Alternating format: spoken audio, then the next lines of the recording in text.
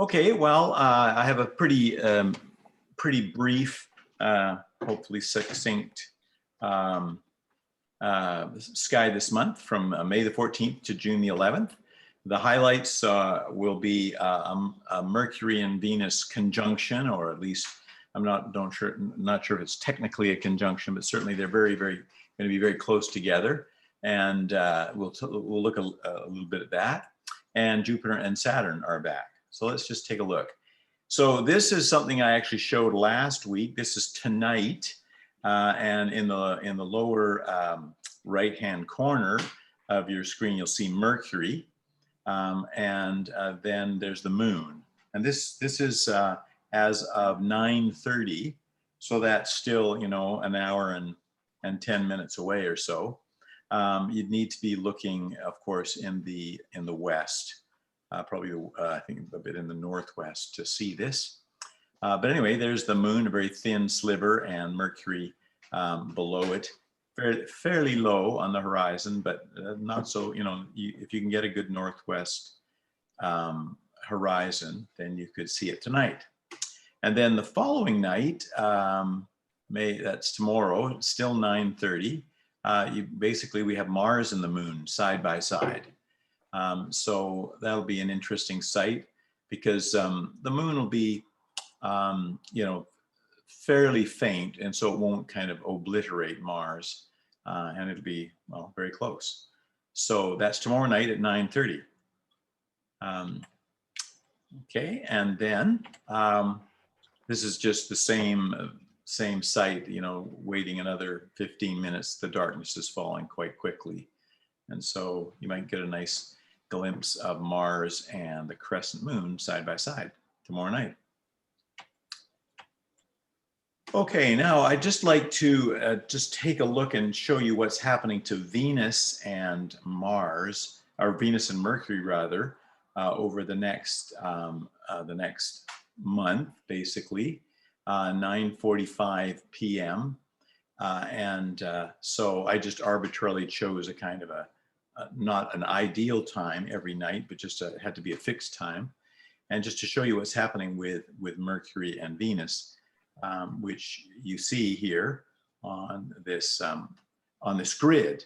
And you'll notice that the first line up, the horizontal line, that's 5 degrees. The second line is 10.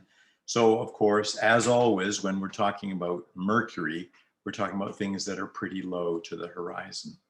So let's just see what happens over the next month. Okay. So basically what you're seeing is that Mercury just kind of goes a little bit higher, and then turns and starts to track lower, and Venus is coming higher, and so the two kind of pass each other, and that's actually on May the 28th. And then Mercury disappears into the sun, into the glow of the sun. So let's take a look at specifically what happens on May the 28th. I picked 9:15 p.m., just a sort of an early start, and there's Venus, and you're not that far up above the horizon. That's your fist, that's your 10 degrees, and you can see the northwest designation there, just below the wrist.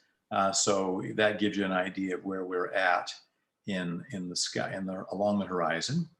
And let's just see what happens here. So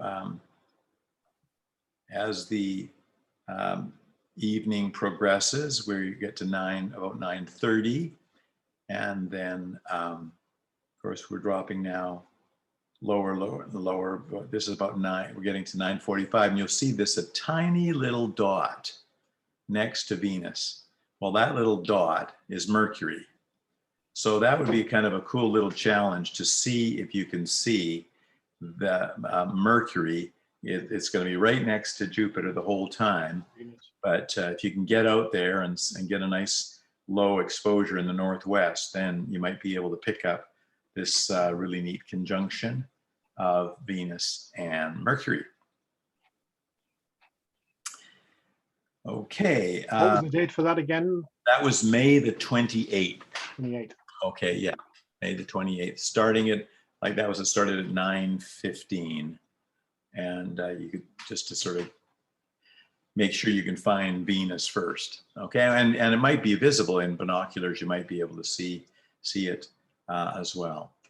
Okay, so this is May 31st, but this is unfortunately at 4:30 a.m. This, of course, is the pitfall of the better weather as summer approaches, and that is that darkness disappears early and starts late in the day. So at 4:30 a.m., if you're having a sleepless night, and I've had some early mornings, then there's the moon and Jupiter and Saturn. Then you're well above the horizon. There's this, you can see southeast. So, that gives you an idea of your position along the horizon. You have to have, not terribly low horizon, but something reasonable. And then June the 1st, so that's just the very next day, the moon will have moved along and it will now be directly under Jupiter. So it'll just jump that distance overnight. So that gives you an idea of what's happening with Jupiter and Saturn. But again, it's 4:30 a.m., which is pretty harsh. You might be able to take it in if you're getting up early, perhaps tired of sleeping or something. Okay, and then if we look at June the 11th, which is the next meeting, there will at 9:40 p.m., so that'll be just kind of after our meeting, fairly low in the sky again. You'll, well, 10 degrees, that's not too bad. You'll have Venus and the moon. And the moon will be so new, I'm not even sure if you'll be able to pick it up. Venus actually might be point the way to where the moon is. You might see a super new moon. Apparently there's sort of a bit of a competition out there in the world to see who can get the earliest moon possible. This is a fairly early one. So that's it. It's a quick sort of shot of what's happening. Enjoy the good weather, and hope to see you on June the 11th. So yeah, that's it for the sky this month.